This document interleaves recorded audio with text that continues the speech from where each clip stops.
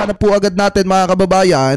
Ito pong ating mga talakayan. Pero bago po tayo pumunta sa mga main topic po natin, lagi ko naman pong sinasabi mga kababayan na wag po sana natin kalimutan na suportahan po sa darating na Mayo 12. Ito po mga senator natin na nakikita po natin na makakatulong ni PBBM para pagsilbihan at paglingkuran ng mga kababayang Pilipino po natin. So sana suportahan po natin mga kababayan.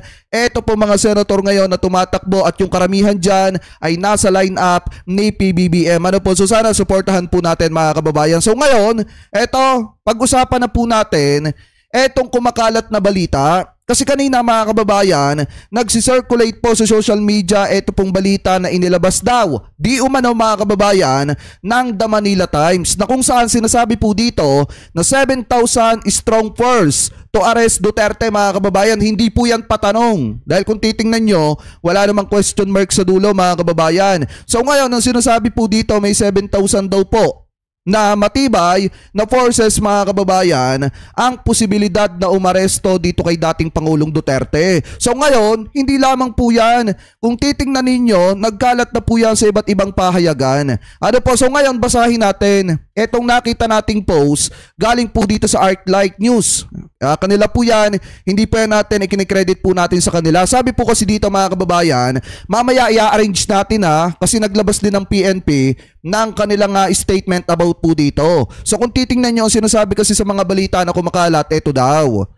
News update, naka-high alert ang Philippine National Police PNP at magpapadala di umano daw ng 7,000 police upang arestuhin si dating Pangulong Rodrigo Duterte matapos maglabas ng red notice ang Interpol. Pinaiigting ang seguridad sa mga pangunahing daungan kabilang ang mga pantalan at paliparan bago ang pagbabalik ni Duterte mula Hong Kong na may tutok sa Metro Manila at Davao mga kababayan. Sabi pa dito, ang lawak ng operasyong ito ay doble kumpara sa manhunt para kay KOGC founder Apollo Kibuloy. Noong nakaraang taon, kinumpirma ng isang mataas na opisyal ng pulisya ang mobilisasyon. Ngunit tumangging magbigay ng karagdagang detalye mga kababayan. Kasi alam naman po natin, napakatagal na mga kababayan na pahayagan nito pong The Manila Times at hindi po yan maglalabas ng article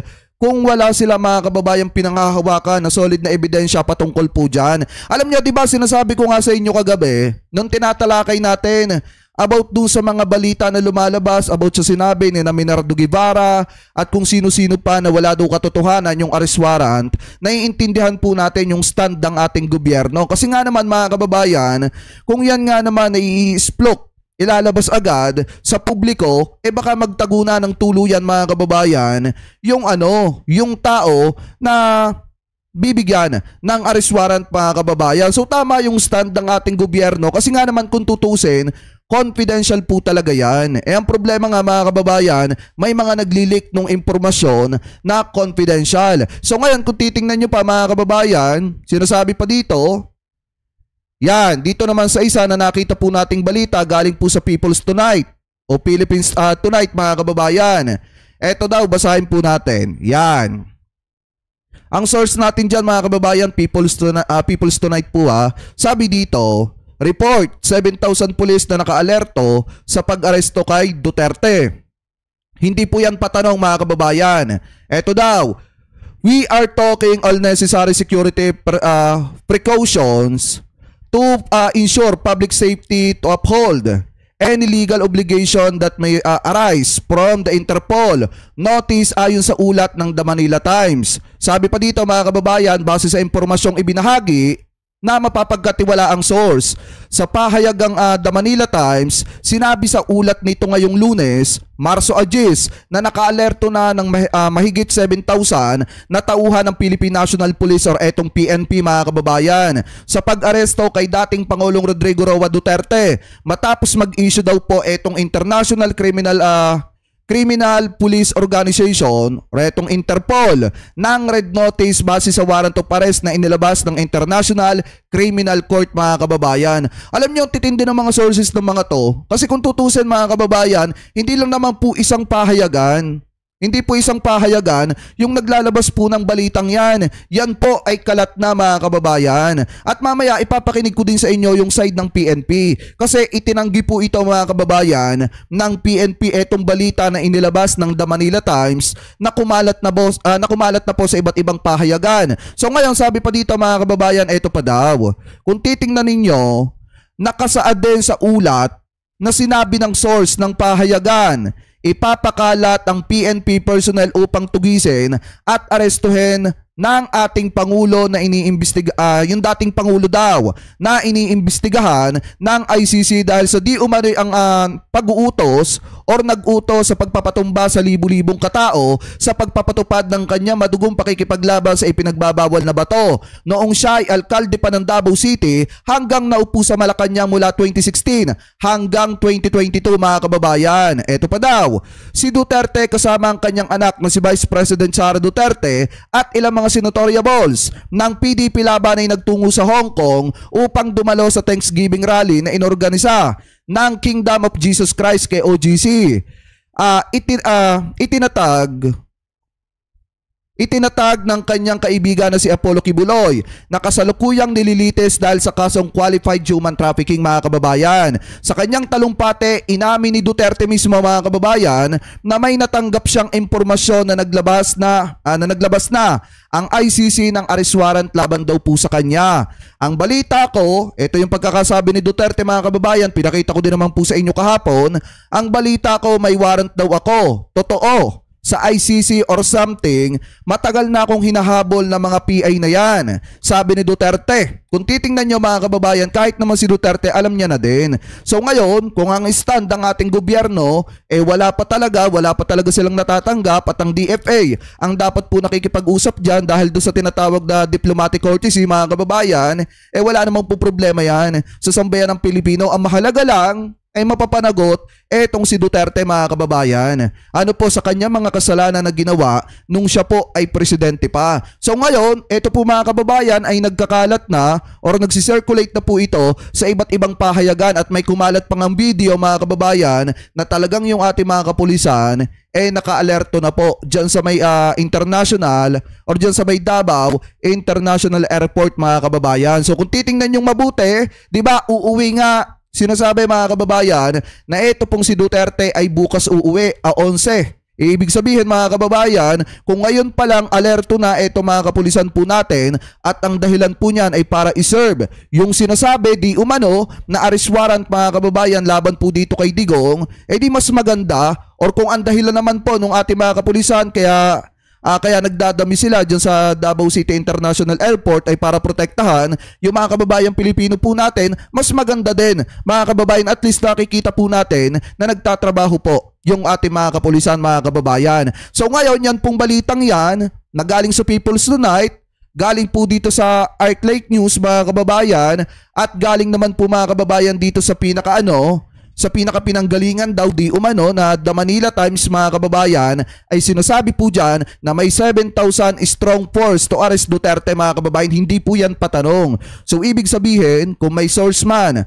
na pinanggalingan nito mga kababayan, alam naman po natin na ang The Manila Times kapag ka naglabas po yan ng balita, totoo po yan. So ngayon punta naman po tayo mga kababayan dito.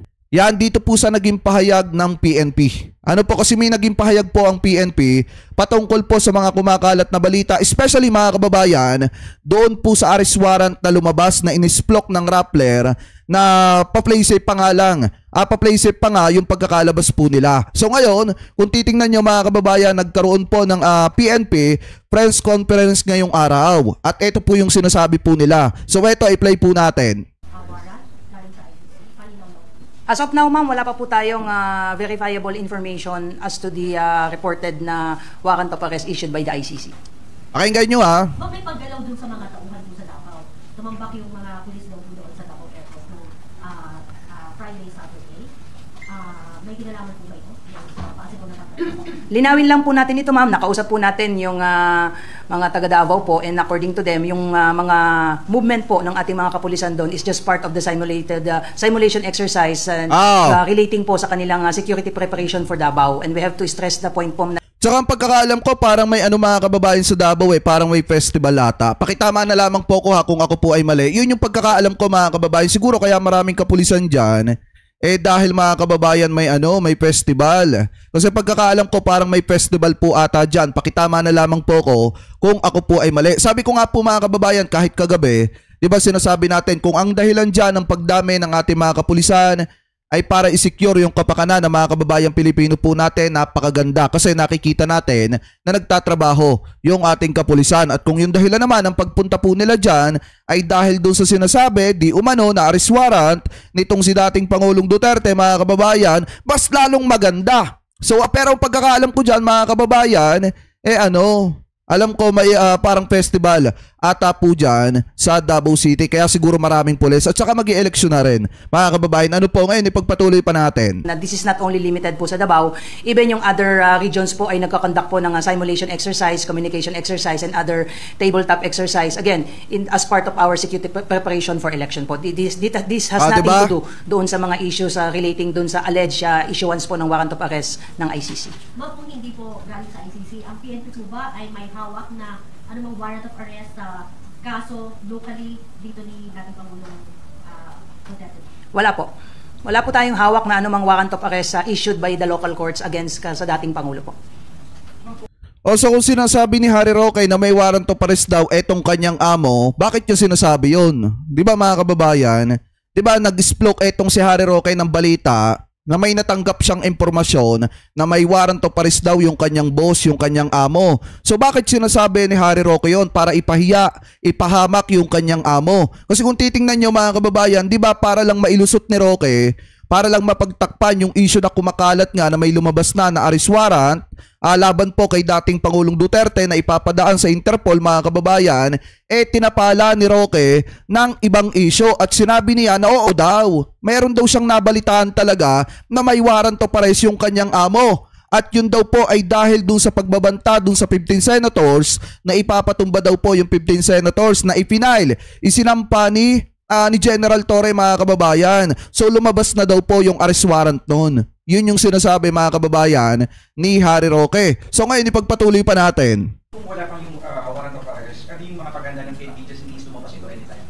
Well, on part of the PNP ay dadaan tayo sa proseso. Kung meron pong hihingin po ng tulong yung ating Interpol through their National Central Bureau, and then the PNP has a legal obligation to reciprocate yung courtesy na ibinibigay po sa atin ng Interpol. If you may recall po, may mga instances po tayo na may mga warrants of arrest po na na-issuean po yung ating local courts po at nagtago po sa ibang bansa, and through the Interpol mechanism, humingi po tayo ng tulong, and since it is a... Wait lang, nasan ba yung balitang yon? Kasi baka sabihin ng iba, nagsasalita tayo, wala tayong source, mahirap na. Diba mga kababayan? Maganda yung yung may pinagbabasihan tayo. Wait lang, pakita ko sa inyo. Sabi dito mga kababayan sa article na nakita po natin, eto kagabi pa to, na pag-usapan na natin to, ibabasahin ko lang ulit. Eto daw, just in. Yan yung pagkakasabi dito.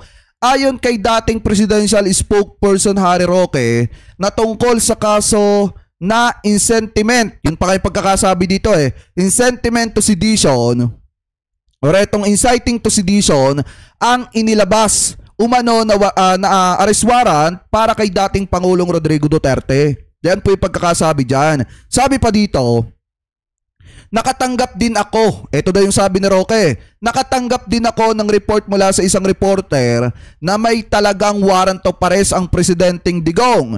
Pero hindi galing daw sa ICC or etong International Criminal Court. Ito raw ay para sa kasong inciting or etong insentiment, yung sinasabi ni Roque, to sedition sa ad ni Roque ngayong linggo, March 9. Sinampahan ng naturang kaso ni Criminal Investigation or sinampahan ng naturang kaso ni Criminal Investigation and Detection Group CIDG Chief Major General Nicolas Torres sa Department of Justice noong nakaraang buwan, kasunod ng hirit ni Duterte about po sa pagpapatumba ng 15 senators. So ngayon mga kababayan, di ba ang sinasabi ni Harry Roque, meron siyang nabalitaan, may nakarating sa kanya, galing sa kanyang source mga kababayan, na meron daw talagang lumabas na arrest warrant pero hindi daw po yun galing sa ICC. Kung hindi, galing doon sa isinampang demanda ni General Torre, mga kababayan. Laban daw po dito kay Digong about daw po doon sa pagbabanta sa buhay ng 15 senators, mga kababayan. Doon sa pagbibiro pa nga, yung sinasabi nila na joke lang daw. So ngayon kung titingnan nyo, yan po yung mismong sinabi ni Harry Roque, mga kababayan. So ngayon balik tayo dito. Member state po doon sa, just like the case, classic example po yung case po ni Alice Guo po.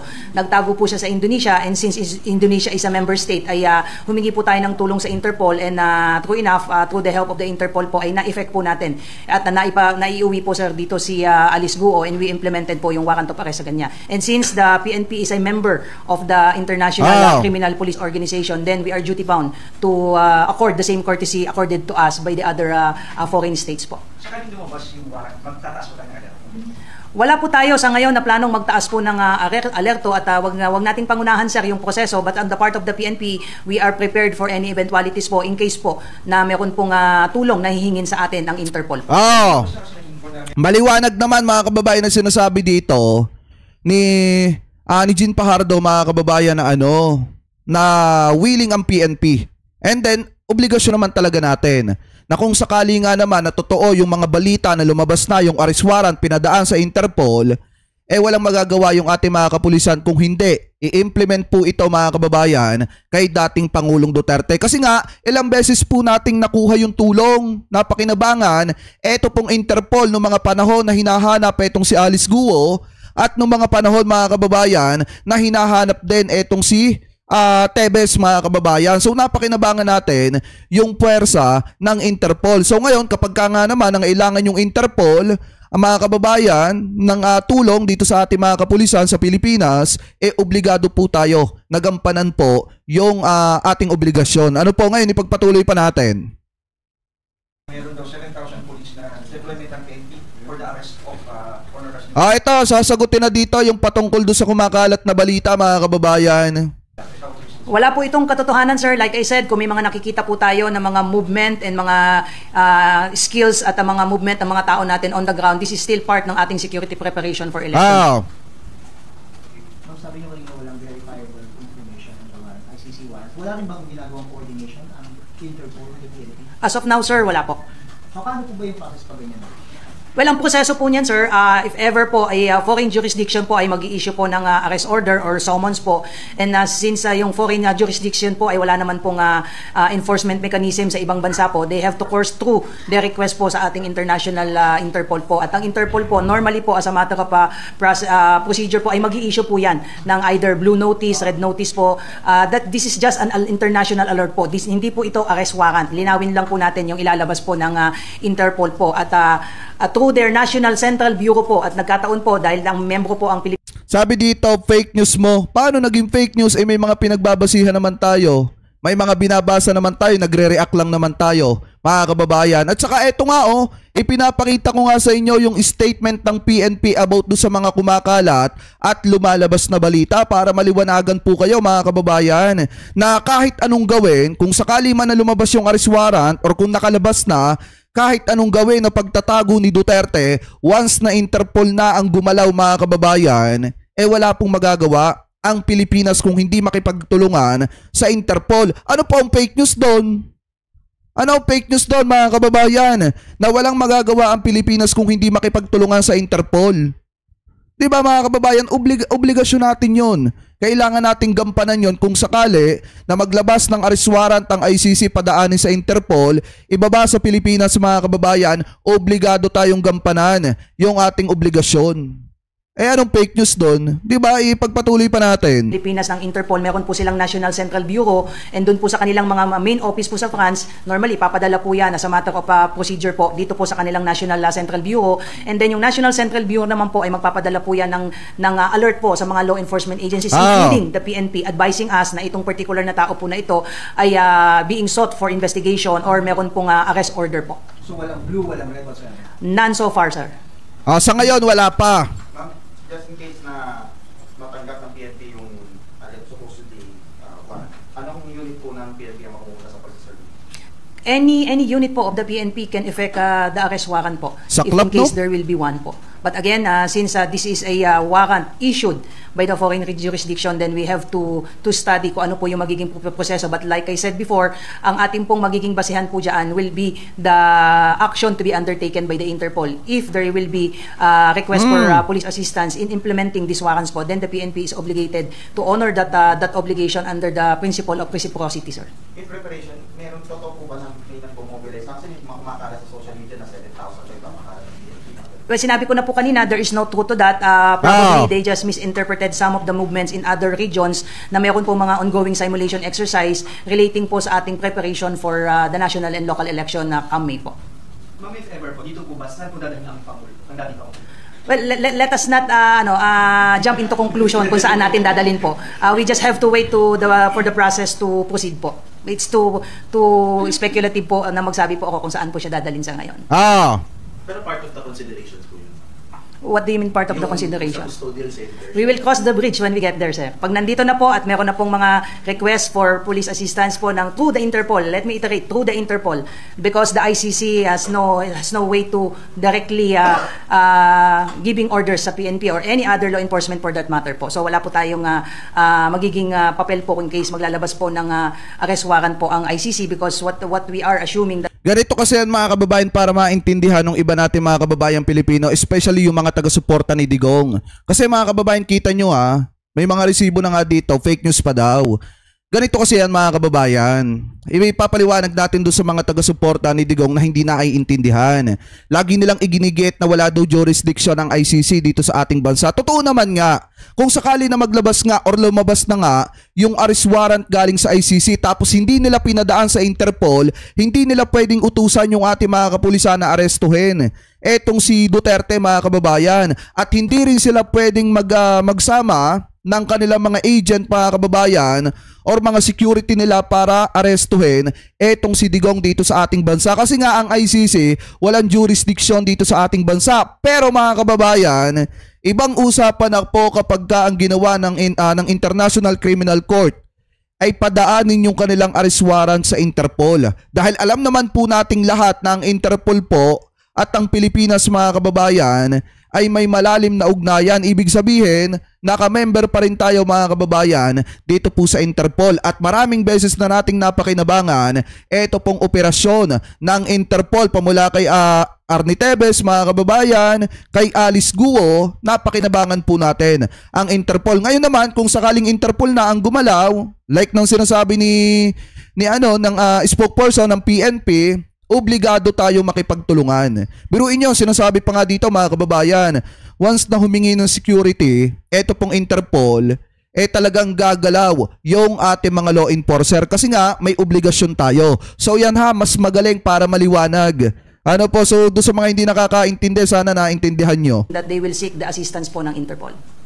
So, ma'am, you're saying na PNP is duty bound to enforce any Interpol request. That is correct, sir. Under the principle of reciprocity, like the case nga po ni Alice Guo, yun po yung classic example na sinasabi ko na the same mechanism was used by the Philippine National Police when we monitored the presence nga po ni Alice Guo sa Indonesia. Through the Interpol, we sought assistance through the Interpol, kaya po napabalik po siya dito, and nang bumalik po siya dito, doon po natin in-implement tong warrant. So if a foreign jurisdiction nga po ay ang mag-i-issue po ng arrest order against anyone, not only dito sa speculation na meron na pong in-issue against kay dating Pangulong Duterte, this only applies to everyone. Kapag ang foreign jurisdiction po ang nag-issue ng warrant at dadaan po sa Interpol mechanism, then the PNP is duty bound to honor or accord the same courtesy just like they did sa party po ng Pilipinas. Ayan! Just to follow up on sa ICC po, just in case, let's say, may request naman ang ICC from the PNP na either records or anything that can help in their investigation sa drug war, is the PNP also open to cooperating with them?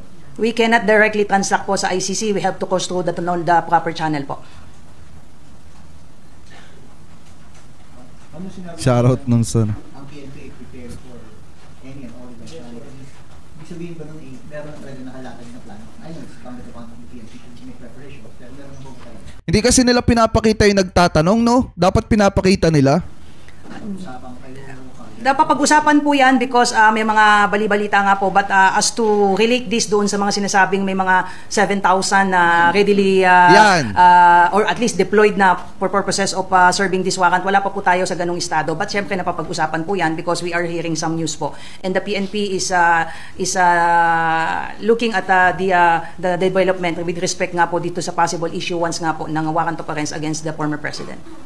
Ayan, maliwanag mga kababayan na pinasunungalingan ng PNP yung kumakalat na balita na eto daw si Duterte mga kababayan, may 7,000 na aresto daw po di umano dito kay Digong. So maliwanag naman mga kababayan na ayon sa PNP, iba po yun, iba yung pakay nila at iba yung hakbang na ginagawa ng PNP at taliwas po do sa mga ibinabalita na lumalabas mga kababayan. Pero gaya nga po ng sabi ko sa inyo, kapag ka ang The Manila Times ang naglabas ng balita mga kababayan, talagang totoo po yan. So ngayon, kung itinatanggi man ng PNP ngayon na ganon yung proseso po nila, iba dun sa lumalabas na balita, so hintayin natin sa mga susunod na araw kung ano po yung mangyayari. Pero mga kababayan, kung titingnan din po natin, naglabas po kasi ang ICC mga kababayan ng kanilang statement. Ano po, dahil nga naman, pumutok po yung balita about po dun sa lumabas na arrest warrant noong March 8. Galing po dito sa International Criminal Court. At eto po mga kababayan, yung naging pahayag po. Sabi dito, basahin po natin tingnan nyo mga kababayan, eto nga yung sinasabi ko kung walang katotohanan yan, mismong ICC po ang magtatanggi niyan. Mismong ICC ang magsasabi na wala pa kaming inilalabas na arrest warrant, walang katotohanan, yung mga balitang kumakalat na yan. Pero kung i-analyze ninyo etong sinabi dito sa balita po na nakita natin, sabi kasi dito sa 1PH, ayan po yung source natin, tumangging magkomento ang Office of the Prosecutor ng International Criminal Court or etong ICC sa mga ulat tungkol sa umano'y arrest warrant laban kay dating Pangulong Rodrigo Duterte. Ito daw yung dahilan nila kung bakit ayaw nila mag-comment about dun sa lumalabas na balita na meron ng arrest warrant etong si Duterte at inilabas na noong March 8. Sabi po dito mga kababayan, ayon sa kanilang pahayag, may ongoing investigation ng ICC kaugnay ng mga krimeng nangyari sa Pilipinas mula pa noong November 1, 2011 hanggang March 16, 2019 kaugnay ng madugong pakikipaglaban ni Duterte sa ipinagbabawal na bato.